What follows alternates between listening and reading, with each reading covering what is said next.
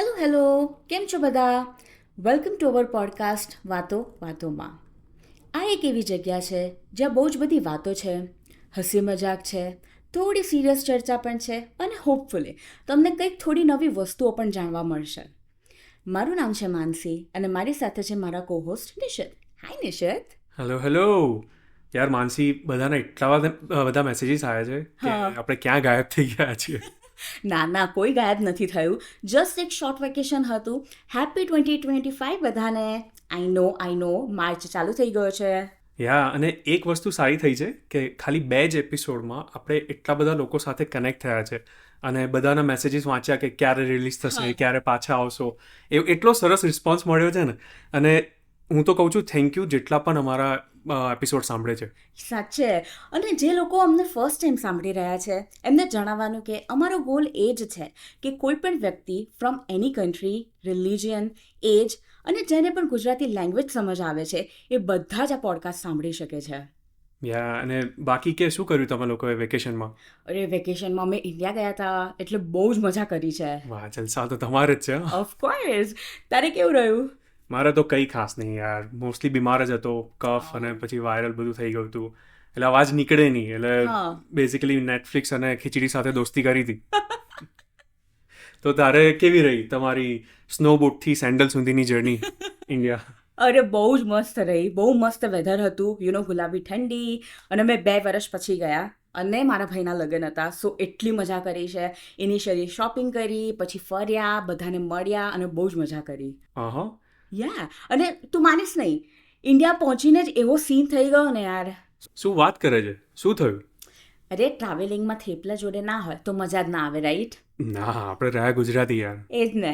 સો હું છે ને કેનેડાથી રેસ્ટોરન્ટમાં એક રેડી થેપલા લઈને ગઈ. એને ઓફકોર્સ મેં જર્નીમાં એ જમ્યા પણ ખરા.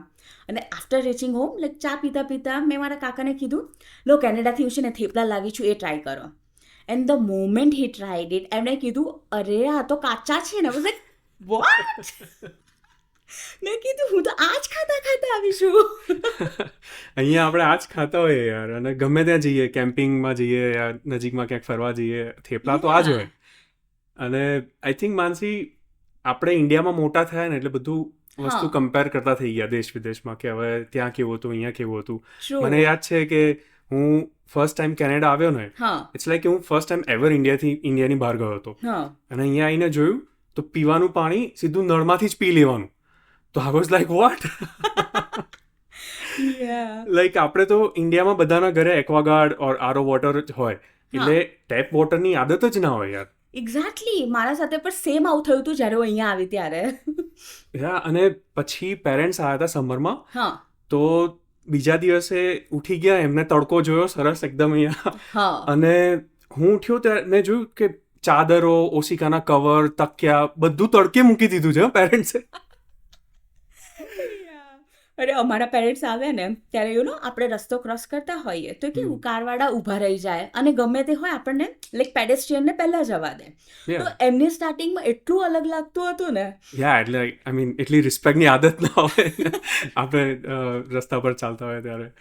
એ જે. અને ઇન્ડિયામાં એક્સિડન્ટ થાય ને, લાઈક આઈ મીન આઈ વિશ કે કોઈનો એક્સિડન્ટ ના થાય, પણ જો એક્સિડન્ટ થાય તો લાઈક ખાસા એવા લોકો ભેગા થઈ જાય, મોટો ઝઘડો થાય, રાઈટ? અને અહીંયા અમારો એક્સિડન્ટ થયો ને, તો 4 ગાડી હતી અને આગળવાળું જે કાર હતી ને એ લોકો ઇન્ડિયન ફેમિલી હતું. તો એ લોકો તો સીધા પરાઠા ઓફર કરતા હતા અમને, બોલ, કે જ્યાં સુધી પોલીસની વેઇટ કરીએ છીએ, લાઈક કોઈ ભીડભાડ નહીં, બધા શાંતિથી ઊભા છે, કોઈને પડી બી નથી કે એક્સિડન્ટ થયો છે અહીંયા. એ જ યાર. કેવું હે, દરેક દેશનું કલ્ચર, રહેણી કરણી એકદમ અલગ પડે. અને આપણે લકી છીએ કે બીજા કમ્પ્લીટલી અલગ દેશમાં રહેવા મળ્યું અને આજે દેશ વિદેશની વાતો કરી શકીએ છીએ. હા. અને ઇવન રેસ્ટોરન્ટમાં પણ એવું જ હોય છે કે હવે અહીંયા તો બધું જ મળે છે ઇન્ડિયન સ્ટ્રીટ ફૂડ, તને ખબર જ છે. અને સારું પણ મળે છે, પણ ટેસ્ટ આપણે સીધો જ કમ્પેર થઈ જાય છે. લાઈક ઓઇલ, બટર, હવા, પાણી બધું જ ચેન્જ હોય ને, એટલે મને તો અમુક વસ્તુઓમાં આસમાન જમીનનો ફરક લાગે છે. સાચે. અને ઇન્ડિયામાં તો અમૂલ બટર જ, એના વગર આમ તરત ટેસ્ટ ડિફરન્સ ખબર પડી જ જાય. યા અને એ મળે છે અહીંયા ઇન્ડિયન સ્ટોર્સમાં. હવે તો મેં વોલમાર્ટમાં પણ જોયું છે, પણ આઈ ડોન્ટ થિંક દરેક રેસ્ટોરન્ટવાળા યુઝ કરતા હશે. લાઈક ખાસું મોંઘું આવે છે હવે તો અહીંયા. હા, અને મેઇન તો ફિંગર બોલ. ઇન્ડિયામાં ખબર જ ને, ખાધા પછી ફિંગર બોલ બધાના ટેબલ પર આવે, મસ્ત ગરમ પાણી અને લીંબુનો પેલો નાનો કટકો નાખેલો હોય, ટુકડો. અને અહીંયા તો તને ખબર જ છે, ટીશ્યુઝ મૂકી દે ખાલી યાર. યા એ તો તું પૂછીશ જ નહીં. પછી મીઠાઈમાં બી યસ, અરે સારું થયું તે યાદ કરાવ્યું. મીઠાઈના ટેસ્ટમાં પણ બહુ જ ડિફરન્સ છે. ફર્સ્ટ બાઇટમાં જ ખબર પડી જાય. ઇવન બેઝિક કાજુ કતરી યાર, લાઈક આટલી શુગરવાળી હોય છે, આમ મોજ ભાગી જાય. અને આઈસ્ક્રીમ, લાઈક આપણે હવે તો અહીંયા વાડીલાલનો આઈસ્ક્રીમ મળતો થઈ ગયો છે, પણ અહીંયાના લાઈક આઈસ્ક્રીમ કોન્સ અને આપણે ઇન્ડિયાના આઈસ્ક્રીમ કોન્સમાં ટેસ્ટમાં કેટલો બધો ફરક છે. બહુ જ બધો યાર. અને હું ઘડિયાનો એટલો બધો બી મોટો ફેન નથી, અને હું તો તને ખાલી યાદ જ કરાવતો હતો, મારાથી બહુ કંઈ ખાસ બોલાય નહીં. પણ બીજું એક એ છે કે ફ્રોઝન ફૂડ, લાઈક જે માંગો એ ફ્રોઝન મળે છે અહીંયા. ફ્રૂટ્સ, શાકભાજી, અને અમે તો અહીંયા કોલેજ ટાઈમે ખાલી ફ્રોઝન પરાઠા અને રેડી ટુ ઇટ સબ્જી પર જ જીવ્યા છે. યા, ઇવન તને ખ્યાલ છે ફ્રોઝન સિંગોડા, ફાલસા, તાલફળી ઇવન, અને બીજું ઘણું બધું મળે છે. ઇન્ડિયામાં તો મને લાઈક યાદ જ નથી મેં ક્યારે ફ્રોઝન ફૂડ ટ્રાય પણ કર્યું હશે. મોસ્ટલી આપણે તો ખબર ને ગરમ જ ખાઈએ. યા અને દેશ વિદેશમાં બીજું એક વસ્તુ પણ છે કે હ્યુમન બિહેવિયરનું તને બેસ્ટ એક્ઝામ્પલ કહું કે ઇન્ડિયામાં હોઈએ ને ત્યારે કોઈ ચોકલેટનું રેપર ગમે તે નાખી દે, પણ જેવું ઇન્ડિયાની બહાર ઇવન ફરવા પણ જાય ને, એક જ સેકન્ડમાં માણસમાં ચેન્જ આવી જાય. આઈ વોઝ લાઈક ભાઈ ઇન્ડિયામાં બી ના જ ન ખાય. એ જ ને યાર. અને ઇન્ડિયામાં આઈ થિંક ટ્રાવેલની પણ એટલી જ મજા છે, બહુ જ કન્વિનિયન્ટ છે. કેટલા બધા ઓપ્શન્સ છે આપણા પાસે. બસ, ટ્રેન, રિક્ષા, બાઇક, એક્ટિવા, ગમે ત્યાં જવું હોય કોઈ જ પ્રોબ્લેમ નહીં. યા, અને એક્ટિવા તો ક્યાં યાદ કરાવે, મને તો યાદ આવી ગયા એ દિવસો. અને બેસ્ટ તો અહીંયા આપણે ઇન્ડિયામાં ડ્રાઈવર બુકિંગનું હોય છે. લાઈક નાની મોટી ટ્રીપ માટે આપણે જે ડ્રાઈવર બુક કરીએ ને, લાઈક એક એવી વસ્તુ છે જે અહીંયા આપણે ક્યારેય એક્સપિરિયન્સ નથી જ કરી શકવાના. સાચે ઈચ્છા થઈ કે રાજસ્થાન ફરવા જવું છે, તો એક ફોન કર્યો અને સવારે ડ્રાઈવર અંકલ 6 વાગે ઘરે આવી જાય, અને પછી 3 દિવસની ટ્રીપ હોય કે 10 દિવસની, એ ફેમિલી મેમ્બરની જેમ આપણી જોડે જ રહે. અને હવે તો સાંભળ્યું છે ઇવન ઘર શિફ્ટિંગમાં પણ બહુ જ સારા ઓપ્શન્સ આવી ગયા છે ઇન્ડિયામાં. લાઈક બધી એપ્સ છે, ખાલી એપ પર બુકિંગ કરો અને બધા આવી જાય. અને તું એ એપની વાત કરે છે, અહીંયા તો આપણને ખબર જ ને કેટલી વાર શિફ્ટિંગ કર્યું છે. ટ્રક બુક કરો, બધો સામાન અનલોડ કરો. અને ઇન્ડિયામાં શિફ્ટિંગ તો ઠીક છે, તું નહીં માને, એક ચાર્જર બી ભૂલી જવાય ને તો એના માટે પોર્ટર બુક કરી દે છે લોકો આજકાલ. વાહ. અને બીજું અહીંયા વર્ક કલ્ચરનું પણ એક વસ્તુ છે જે બિગેસ્ટ વસ્તુ આપણે ડિસ્કસ કરવું હોય તો કે ઇન્ડિયાનું વર્ક કલ્ચર અહીંયા કરતાં એકદમ અલગ છે. ઇન્ડિયામાં આપણે ખાસો એવો ઇમોશનલ સપોર્ટ હોય. આપણા કલીગ્સ જે આપણા ફેમિલી મેમ્બર્સની જેમ આપણી જોડે વર્ક કરે, આપણી જોડે રહે, એન્ડ આપણે એકબીજાના ફેમિલી ઇવેન્ટ્સમાં ઇન્વાઇટ પણ કરતા હોઈએ છીએ. લાઈક ઇવન કોઈ કાર લે તો સ્વીટ્સ આપે, લાઈક એકદમ નાની નાની વસ્તુ, પણ બધા જોડે as a family work celebrate કરે. અને અહીંયાનું તો એકદમ અલગ છે. પહેલાં તો મસ્ત વસ્તુ, ઓવરટાઈમના પૈસા મળે. ઓકે, રજા લેવી હોય ને તો કહી દેવાનું કે આ ડેટથી આ ડેટ નથી, લાઈક નહીં આવી શકાય, લાઈક નો રીઝન આસ્ડ.